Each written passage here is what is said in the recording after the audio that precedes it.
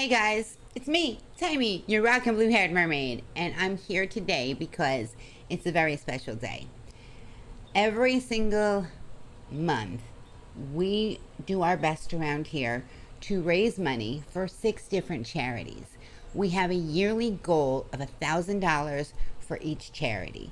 I know that with this community and with your help that we can reach that goal, but sometimes people don't know what these charities are, and that's what I'm here for today. I'm here to tell you a little bit about each of the charities. I'm going to spread it out over the course of the next 12 hours. I personally have researched every single one of these charities in depth to make sure that the money's not going to somebody's yacht. The money's going exactly where they say it's going. You're going to learn a little bit about why I've chosen these particular charities, why they're personal to me, and what amazing jobs they do. Every single one of these charities is a magical charity. Every one of them deserve our support. So please help me spread the word. There is no obligation ever for anyone to donate here. I want to make that very clear. The entertainment is free. But if you would like to donate to a charity, please consider donating to one of these. That's all I can ask is spread the word, get the word out there, let people know about the channel, let people know about the charities so that we can do our best to help make a difference, no matter how small it might be. Let's make the world a little more magical and make a difference in the world in a positive way.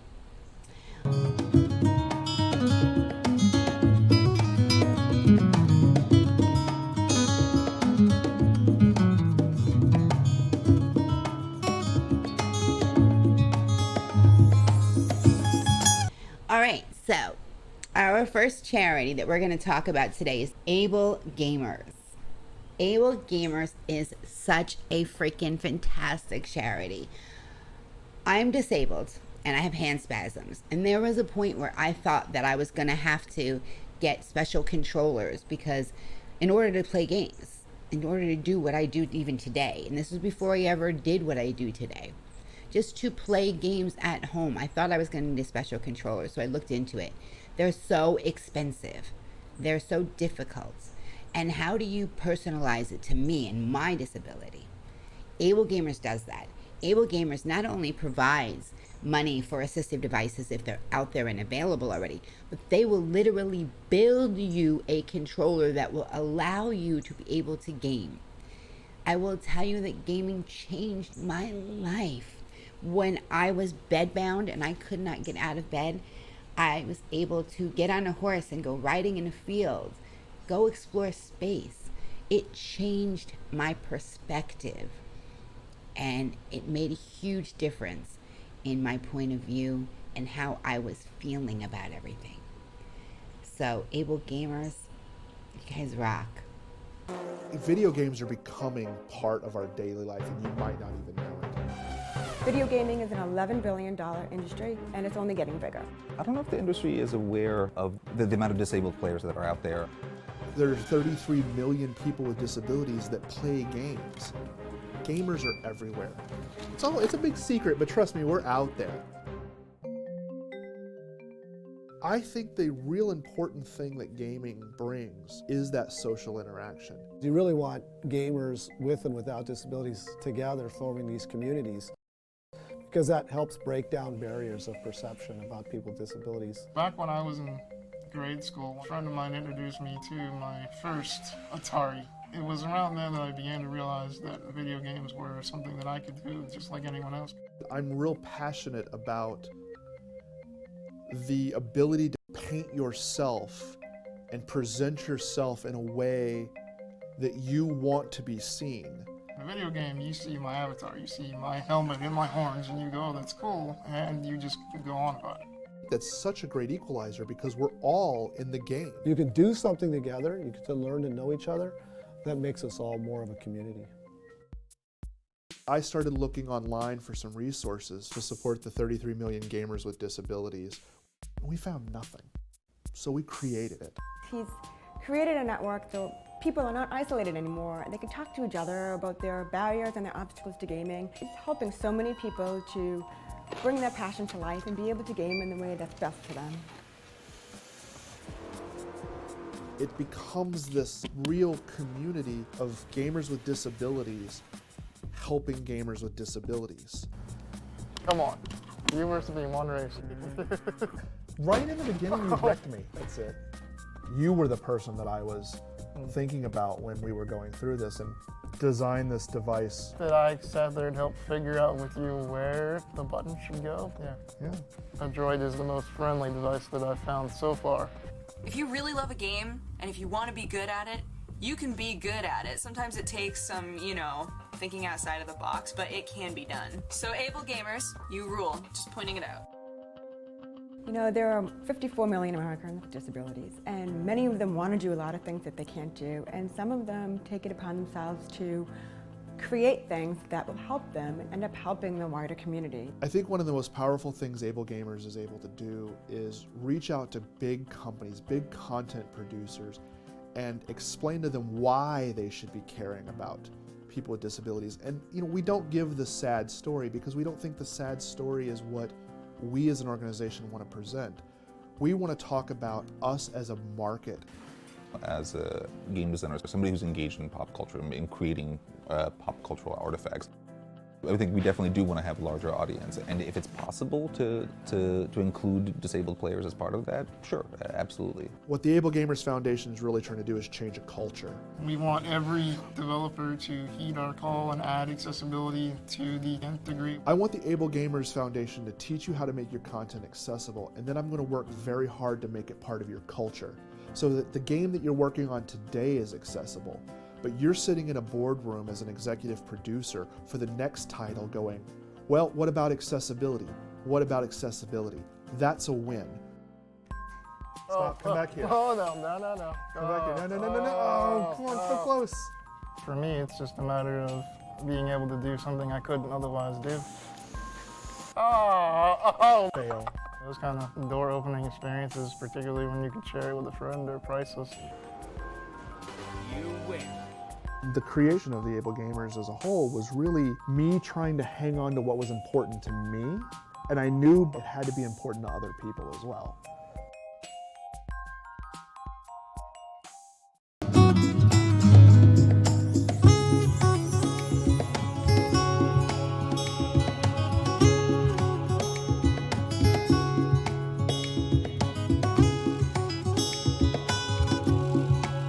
Paws and Stripes. Paws and Stripes is a MerMazing charity that doesn't just save one life, it saves two. How can I say that? Really easily. You see, it supports the United States veterans that have been disabled either through PTSD or traumatic brain injuries. These servicemen and women, they're in need of a service dog. But this program doesn't just provide service dogs. They rescue dogs from shelters. They pair them with the veteran, and they don't train the dog. They train the veteran to train the dog. It is a long, year-long process. It is in-depth. It includes counseling for them.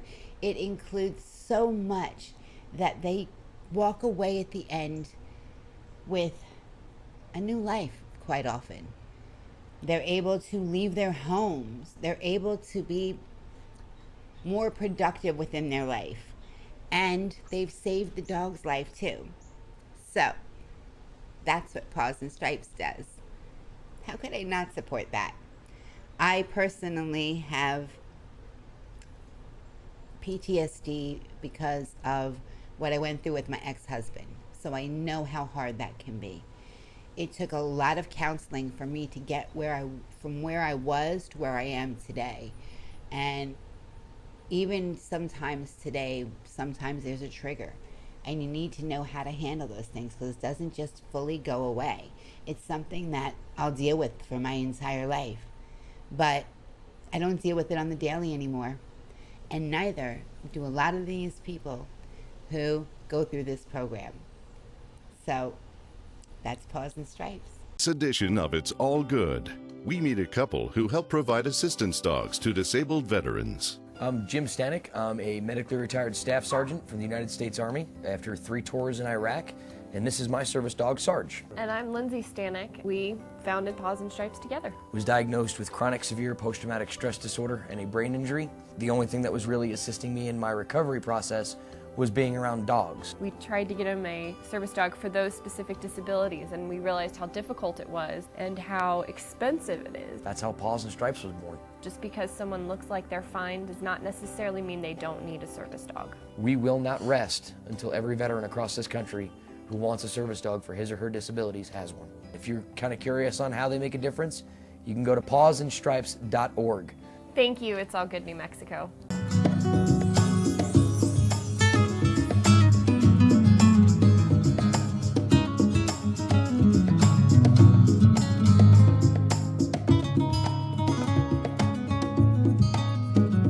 Our next charity on the list is the American Foundation for Suicide Prevention. And I chose to seek out a charity that helped to fight suicide because I've lost 2 people in my life. My little sister Elisha and my friend Kevin to suicide. They found with studies and looking into suicide and studying it in depth that more often than not, a lot of times people think that suicide is a selfish thing. Well, it's not. Most of the time, people who are suicidal truly do believe that little horrible voice in their head that's telling them that everyone around them life would be better without them. And that's why they do it. They feel like they're a burden on the people that they love. So they take their life to remove themselves from their loved ones' lives. The truth of the matter is, I miss Kevin every day and I miss my little sister every day. Neither one of them were a burden in my life. And I know for a fact they were not a burden in anybody else's lives they touched. They just didn't know that. So it's really important that we make sure that the people in our lives know how much they are loved. And if you think your friend is in need of a talk, have it. Because we all need a chat sometimes.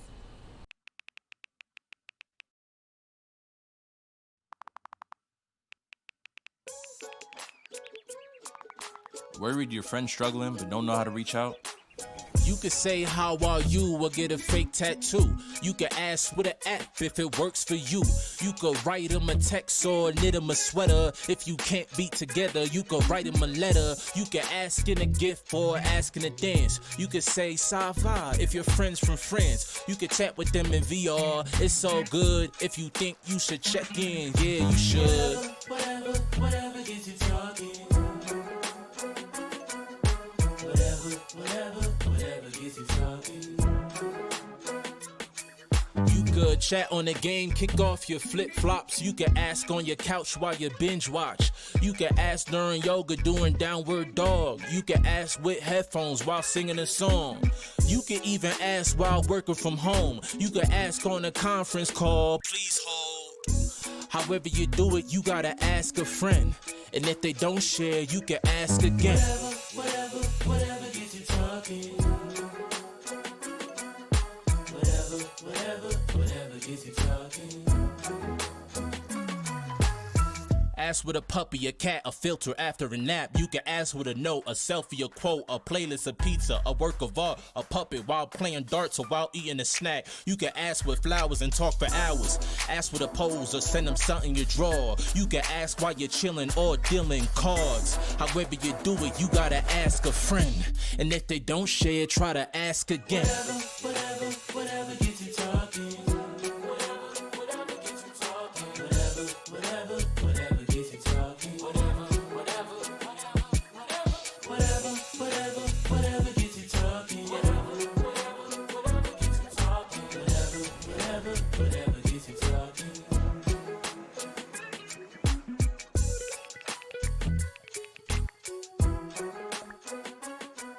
There are a lot of ways to reach out to a friend about their mental health. Learn how you can help at seizetheawkward.org.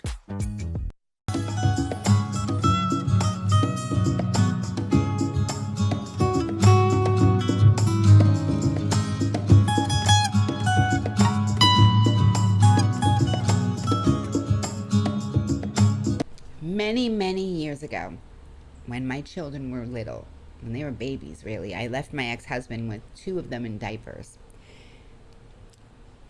Things were ugly between us. He was an abusive man that I'd left, and he was going to try and find any way he could to get me back, including try and take my kids from me. I had very little money, and I would go to work and I would have to stop and get money at the ATM in order to pay my babysitter. I didn't make enough to cover my babysitter. It was hard. Life was hard. I was homeless at one point with 3 children. Christmas was something I could not afford. Through the kindness of strangers, I was able to give my children gifts for Christmas 2 years out of the many years that I raised them. Had it not been for the kindness of strangers, I would not have been able to. And while it's a small thing to us as adults, it's a very large thing to children, and it makes a difference. Marines Toys for Tots specifically has an amazing program, and they truly do care about the kids and the kids only.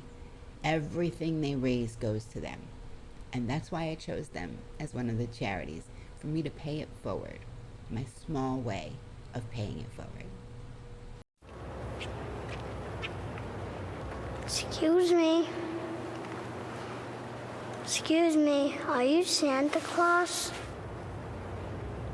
I heard you might be him. If you are him, here's my list. Help the Marines make Christmas possible for less fortunate children. Donate a new toy to Toys for Tots. Here's Santa Claus.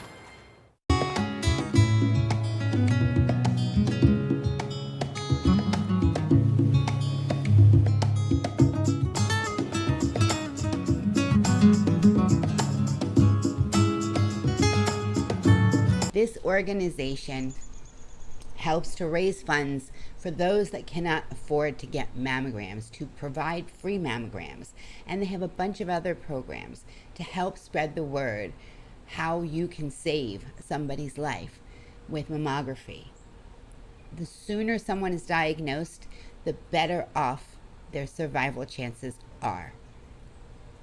For example, me. I had the signs that I had breast cancer. I knew what they were. I had a bloody discharge from my nipples, and I was not breastfeeding, nor had I been breastfeeding for many, many years. There was no infection. It just was really clear that for me, I knew I had breast cancer. I immediately went to Sloan Kettering and spoke with a doctor there who sent me to a surgeon. Surgeon I went to initially, they sucked. They were really bad. They wanted to leave pieces behind when there were spots that had been discovered, and they wanted to leave stuff. They thought that it was too hard for them. So they referred me somewhere else, and I gladly went.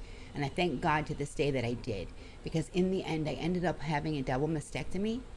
Yes, these are next-gen breasts that were built by my doctor, the head of plastic surgery in Morristown's Breast Center.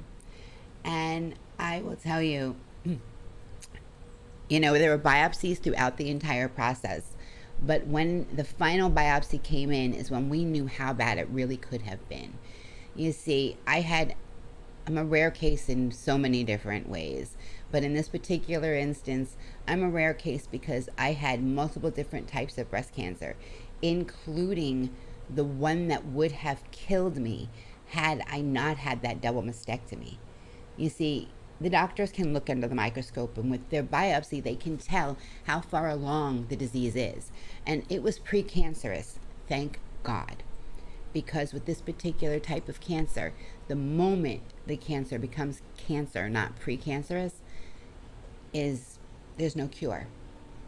I was weeks away from that moment. I would have died in 2018 had I not had that double mastectomy back then. So that's actually how I became Timey Lives. That's why I support the National Breast Cancer Foundation.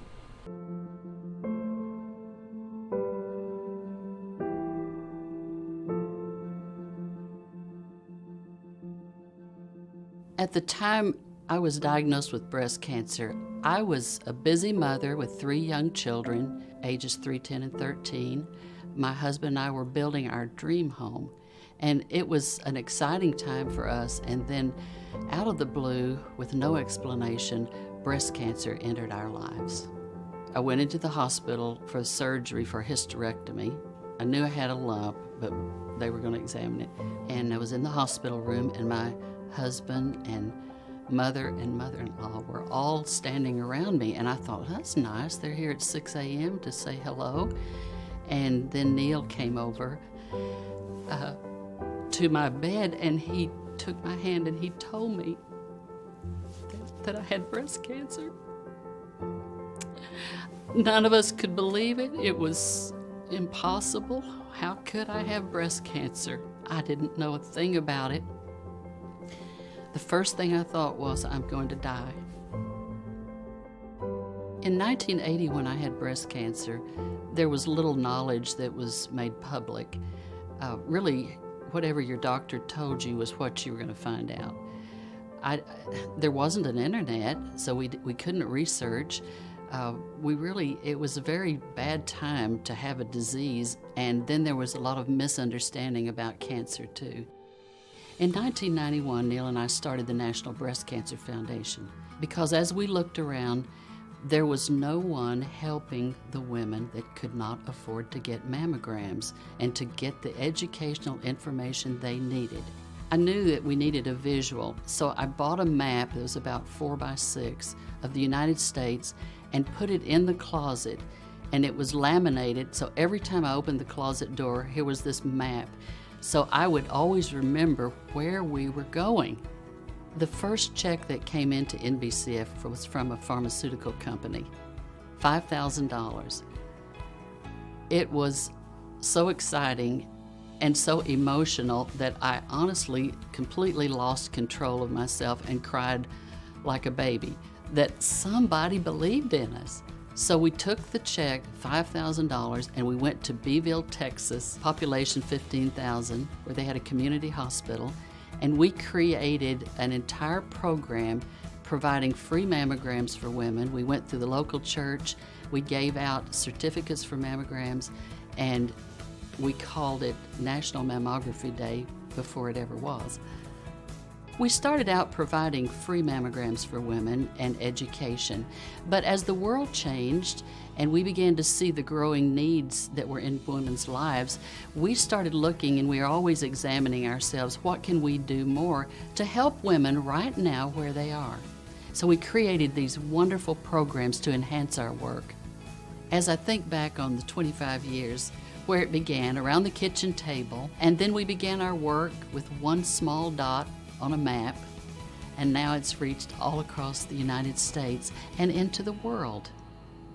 And I see that we are helping women right now where they are in their greatest moments of need.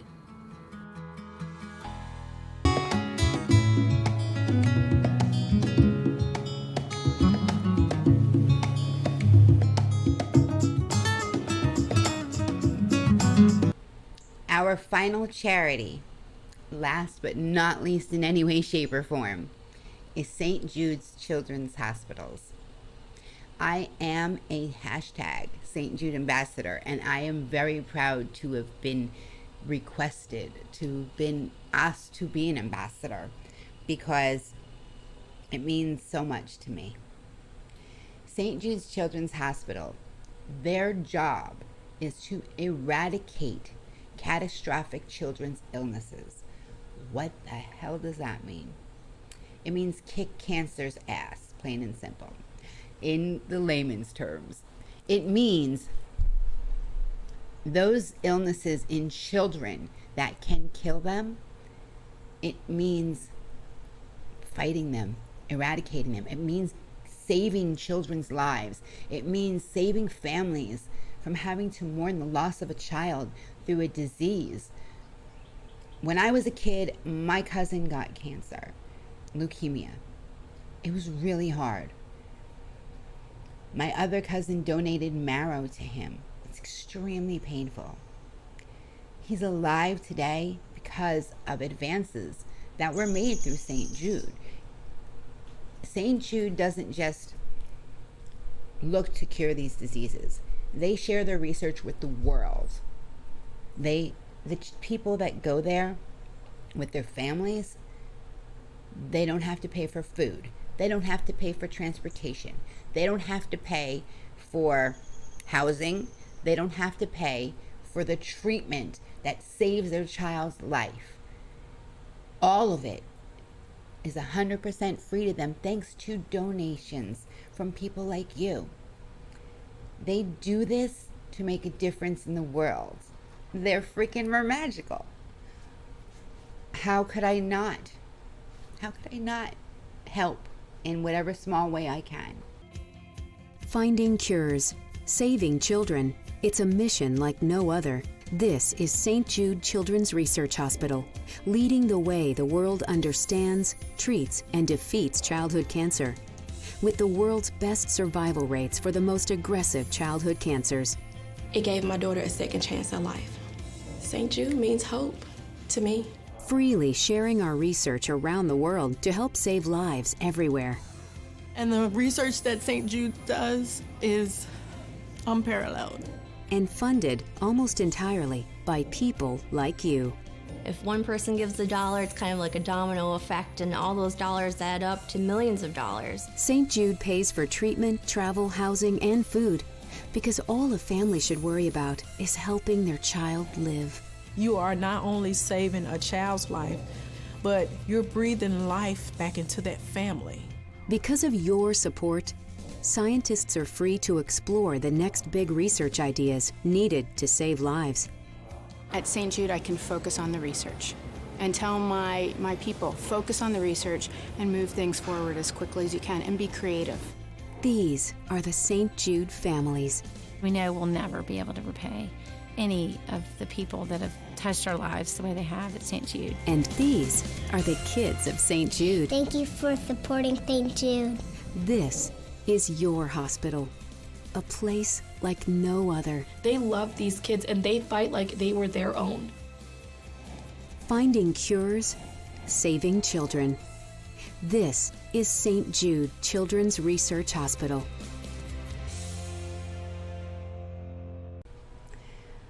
So those are the 6 charities. Consider donating if you can. If you're not able to, it's okay. Spread the word. If you don't want to, it's okay. Like I said, entertainment is free. There is never any obligation. But I wanted you to know about what they were, what they mean to me, and why I represent them. Thank you so much for taking the time to listen. I'll see you, well, now.